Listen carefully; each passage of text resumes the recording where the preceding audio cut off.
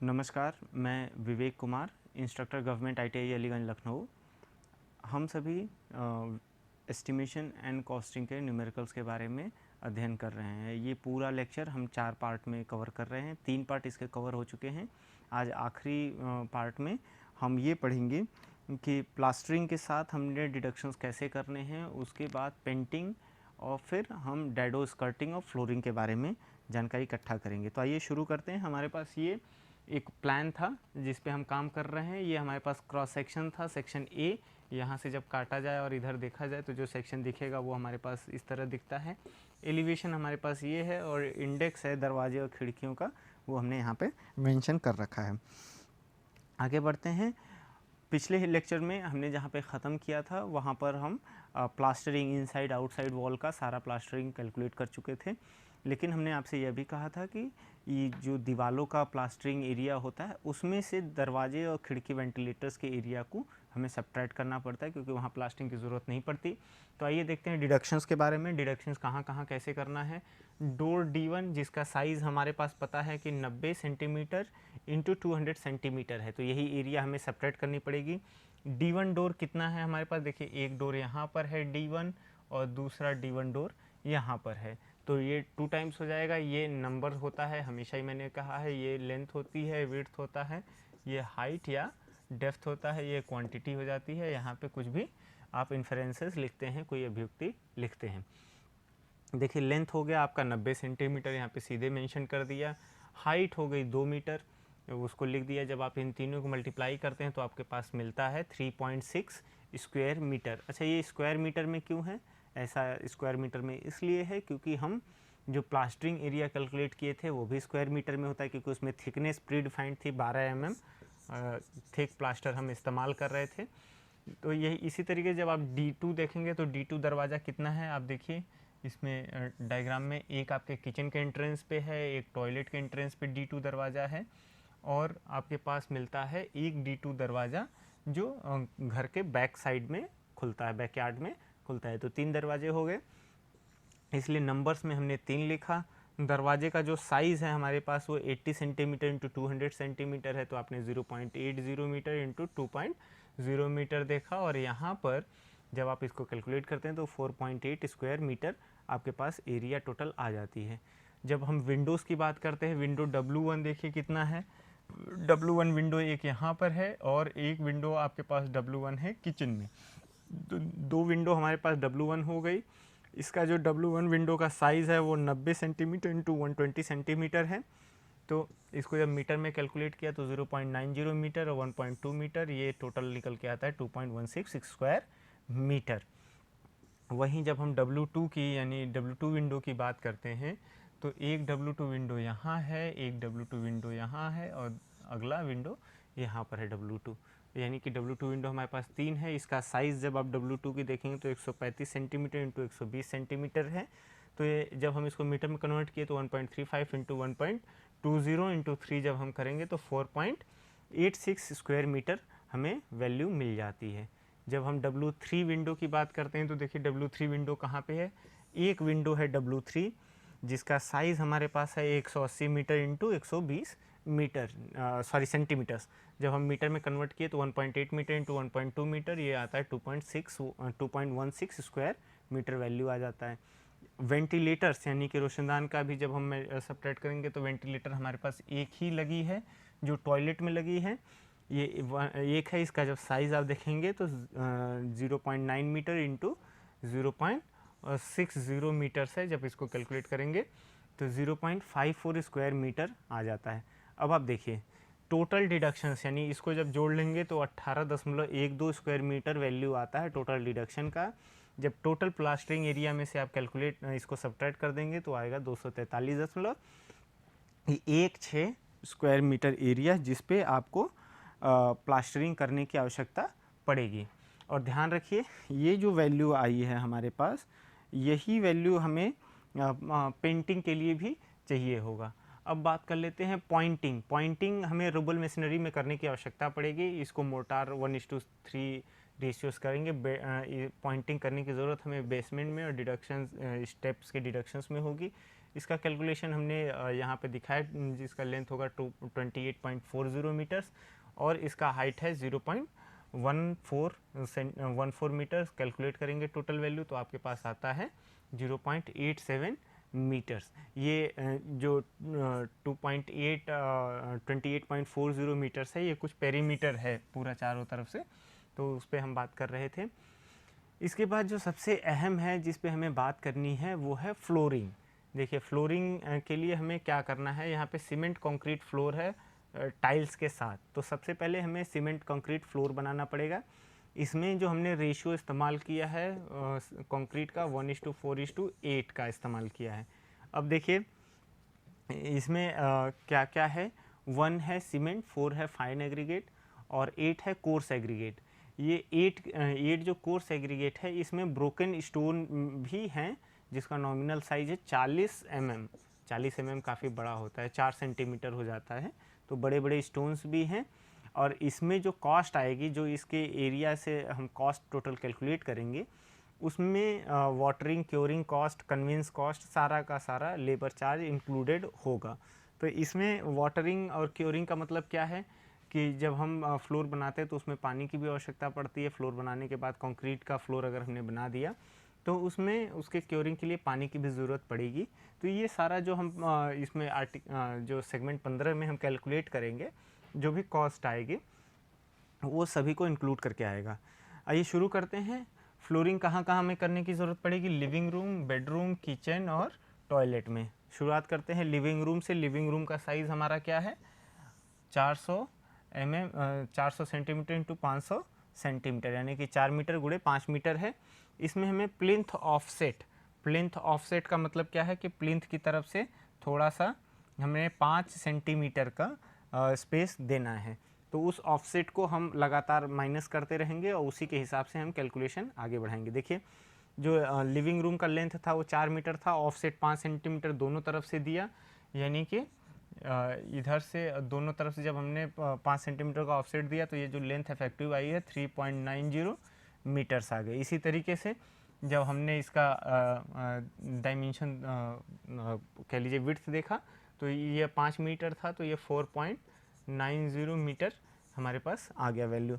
वही हमने यहाँ पे रखा है, मल्टीप्लाई करेंगे तो 19.11 स्क्वायर मीटर आ जाएगा। जब आप बेडरूम की बात करेंगे तो बेडरूम का साइज़ है हमारे पास 4 मीटर गुणे 3 मीटर है।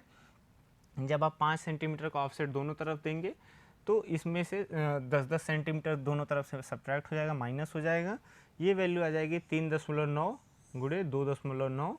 ये आपके पास जो टोटल क्वांटिटी आ जाएगी वो 11.31 स्क्वायर मीटर की क्वांटिटी हमारे पास मिल जाएगी।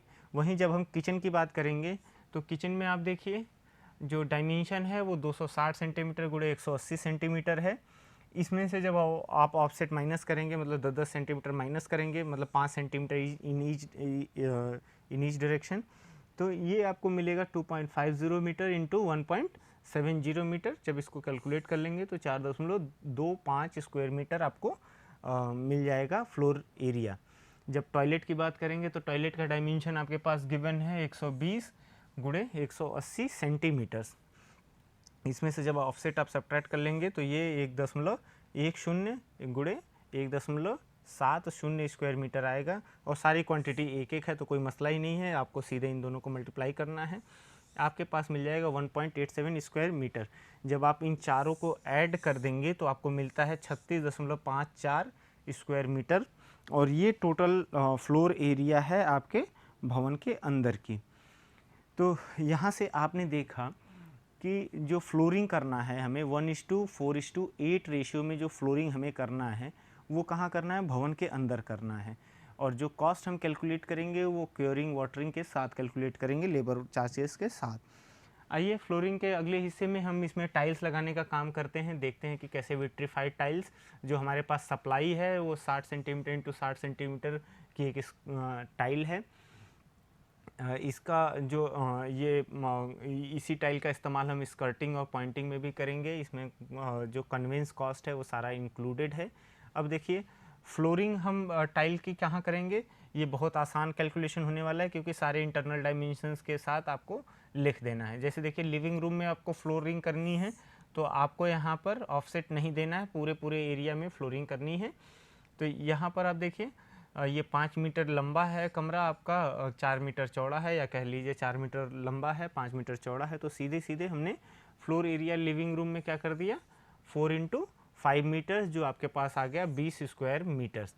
अब देखिए स्कर्टिंग क्या होता है ये समझने की ज़रूरत है। मैं एक दीवार बना देता हूँ, जैसे ये दीवार, ये थोड़ा डायग्राम गड़बड़ हो गया, मैं इसको करेक्ट करता हूँ। देखिए अगर मैं स्कर्टिंग के बारे में आपको बता देता हूँ। ये अगर मान लीजिए कोई आपका दीवार है और ये रूफ है और यहाँ पे आपका फ्लोर है जहाँ पे मैं अभी हाईलाइट कर रहा हूँ। तो हम क्या करते हैं, फ्लोर से थोड़ा ऊंचाई तक हम टाइल्स का एक पट्टी लगाते हैं जिससे कि हमारे पास फ्लोर क्लीनिंग में दीवार ना ख़राब हो। तो जब हम कमरे में लगाते हैं और इसकी हाइट 15 सेंटीमीटर या 10 सेंटीमीटर होती है तो इसको स्कर्टिंग बोलते हैं। यही जब हम टॉयलेट में 1.5 मीटर ऊंचा लगाते हैं ताकि हमारी दीवारों पे बाथरूम से पानी जो आप कपड़े धुलेंगे नहाएंगे तो पानी दीवारों पे जाएगा, तो इससे दीवारों को बचाने के लिए जो हम टाइल्स ऊपर तक लगाते हैं 1.5 मीटर तक लगाते हैं उसको डैडो बोलते हैं। तो डैडो अभी हम वॉशरूम में देखेंगे। अभी यहाँ पे स्कर्टिंग कहाँ लगेगी, कमरे के अंदर अंदर लगेगी और दीवार के नज़दीक नज़दीक लगेगी।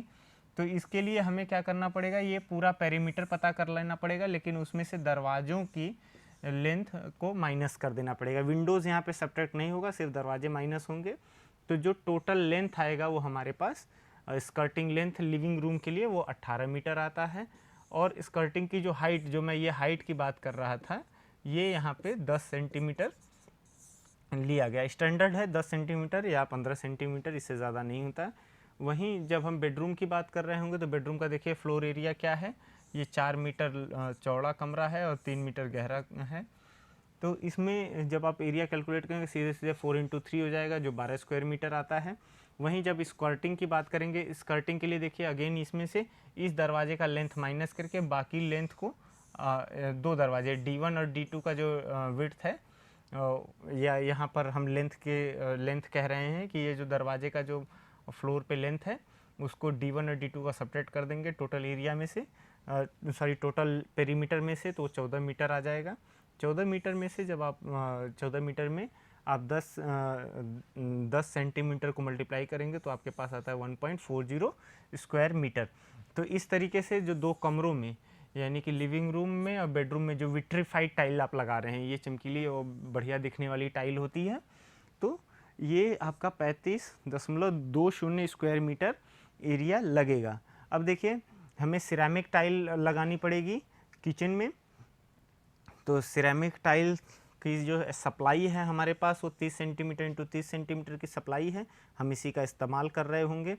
तो किचन का आप साइज़ देख लीजिए, किचन का जो विड्थ है वो है 180 सेंटीमीटर्स यानी 1.8 मीटर और लेंथ है 2.6 मीटर। और तो हमने इसका जब एरिया कैलकुलेट किया 2.60 मीटर इंटू 1.80 मीटर, ये आ जाता है 4.68 स्क्वायर मीटर। स्कर्टिंग यहाँ पे भी करना है लेकिन यहाँ पे सिर्फ एक दरवाजे का लेंथ माइनस करना है, स्कर्टिंग लेंथ ये पूरी आ जाएगी, ये पेरीमीटर स्कर्टिंग के लिए। इसका जब टोटल लेंथ कैलकुलेट करेंगे तो 8.80 आएगा। स्कर्टिंग में जो हाइट इस्तेमाल होने वाली हमने यहाँ पे बताया था, ये आपका 10 सेंटीमीटर का है, तो ये टोटल आ जाएगा 0.88 स्क्वायर मीटर। जब आप इसको टोटल कैलकुलेट करेंगे तो 5.56 स्क्वायर मीटर आपको मिल जाता है, जो सिरेमिक टाइल आप किचन में इस्तेमाल करने वाले हैं, यानी कि आपको इतना स्क्वायर मीटर टाइल खरीदने की ज़रूरत पड़ेगी। अब वॉशरूम की बात करते हैं। वॉशरूम में मैंने जैसा बताया था डैडो के बारे में एक बार फिर मैं बता दूं। देखिए अगर ये आपका टॉयलेट है, वॉशरूम की एक दीवार है, वॉशरूम मतलब बाथरूम भी कह सकते हैं, बहुत सारे इसके टर्म्स हैं, और ये फ्लोर है हमारा। तो यहाँ बाथरूम में करते क्या हैं कि हम कुछ हाइट तक 1.5 मीटर तक या कह लीजिए 1.8 मीटर्स तक हम टाइल्स जो फ्लोर पे लगाते हैं उसी से मिलती जुलती टाइल्स हम ऊपर तक लगा देते हैं। इसलिए लगाते हैं, इसका मुख्य उद्देश्य क्या है कि जब आप शावर से नहा रहे हों या कपड़े धुल रहे हों तो दीवार पर पानी की छींटें न जाएं, मतलब छींटें तो जाएंगे स्वाभाविक है, लेकिन दीवार पे सीलन ना आए और वो पेंट प्लास्टर आपका ख़राब ना हो, इसलिए हम ये डैडो लगाते हैं। अब जब ऊंचाई बढ़ जाती है, ये कुछ कुछ स्कर्टिंग जैसा है लेकिन हाइट ज़्यादा है, इसलिए इसको डैडो बोलते हैं। अब देखिए ये glazed tile, white glazed tile का इस्तेमाल हम कर रहे हैं। 12 mm थिक सीमेंट मोर्टार के साथ इसको चिपकाएंगे दीवार पर। तो अब देखते हैं कैसे हम इसका कैलकुलेशन करेंगे। फ्लोर एरिया आप देखेंगे तो फ्लोर एरिया टॉयलेट का क्या होगा, आपको पता है कि 1.2 मीटर इंटू 1.8 मीटर इसका इंटरनल डायमेंशन है। मल्टीप्लाई कर दिया आपने तो 2.16 स्क्वायर मीटर आ गया। इसी के साथ जब आप देखते हैं वॉल पे कि कितना चौड़ाई तक इसको लगाना है, तो सिर्फ आपको D2 दरवाजे का माइनस करके पूरा पेरीमीटर आपको कैलकुलेट कर लेना है।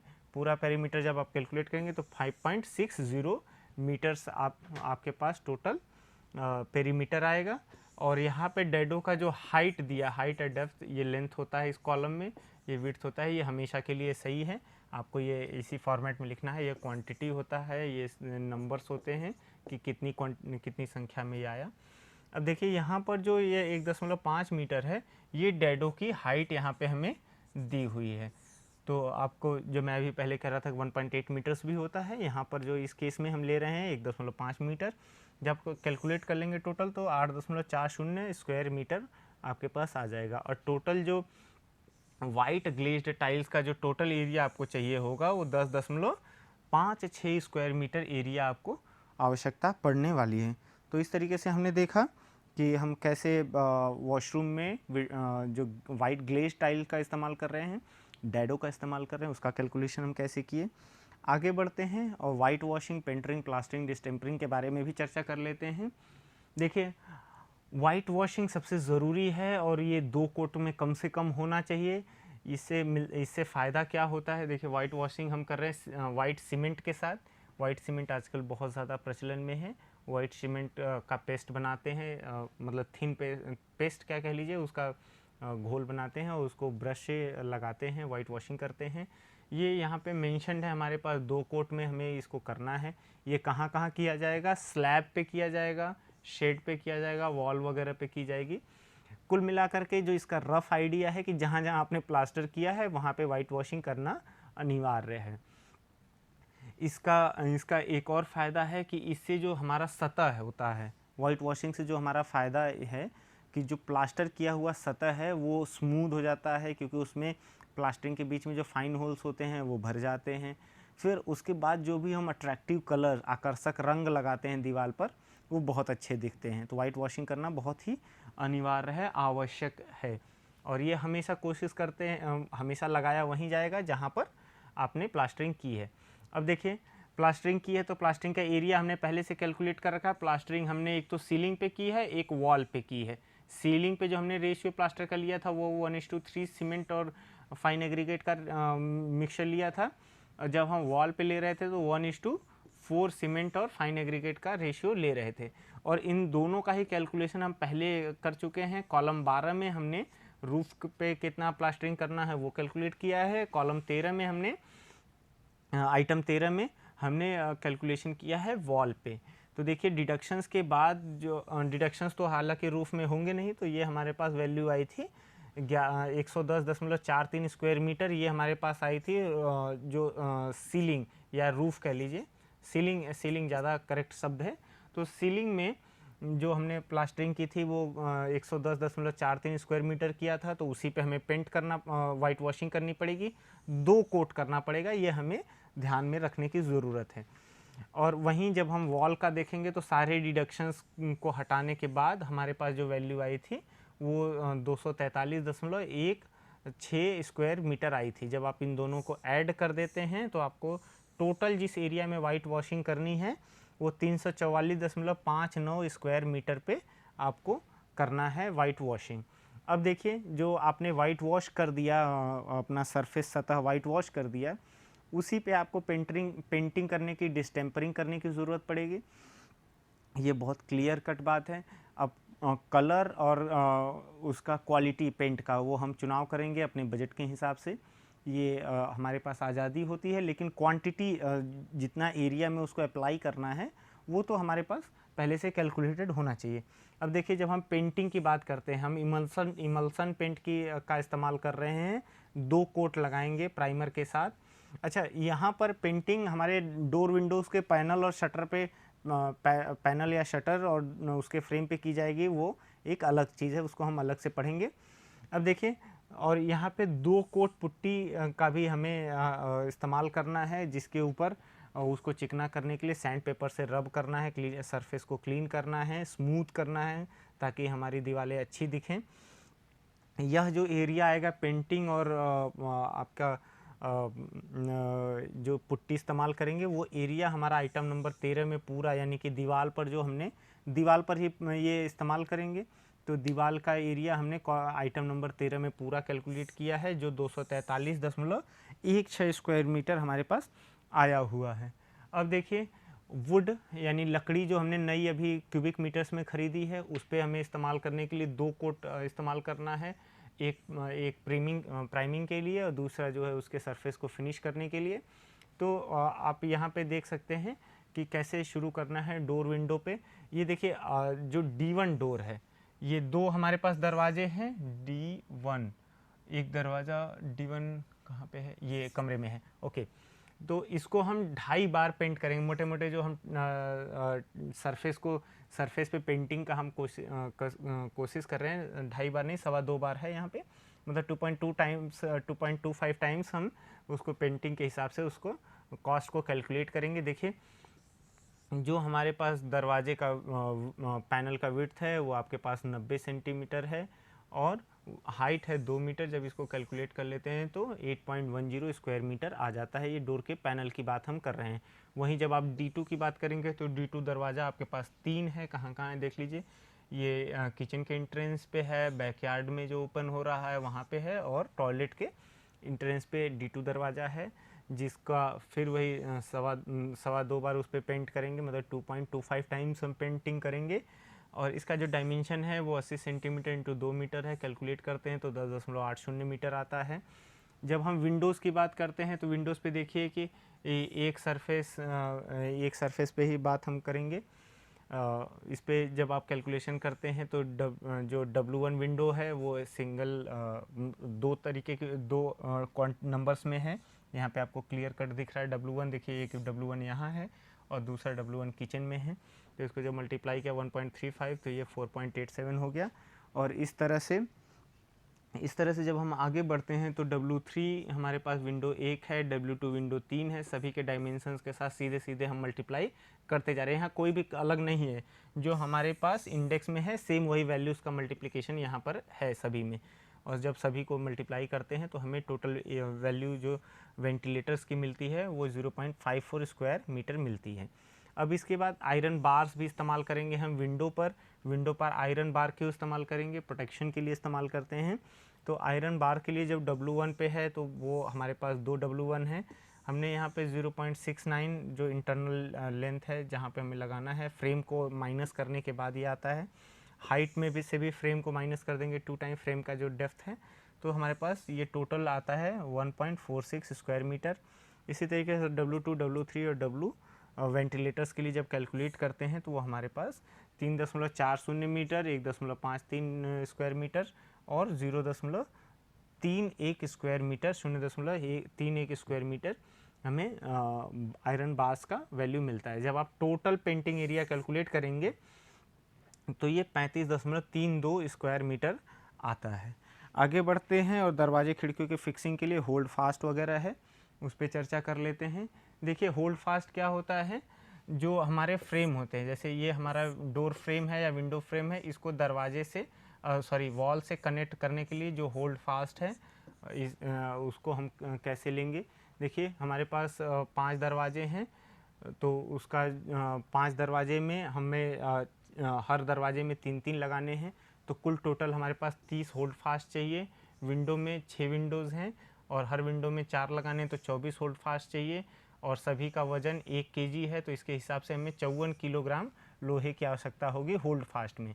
वहीं विंडोज़ बार के लिए 16 mm डायमीटर का हम आयरन रॉड ले रहे हैं, जो 1.58 kg पर मीटर का है।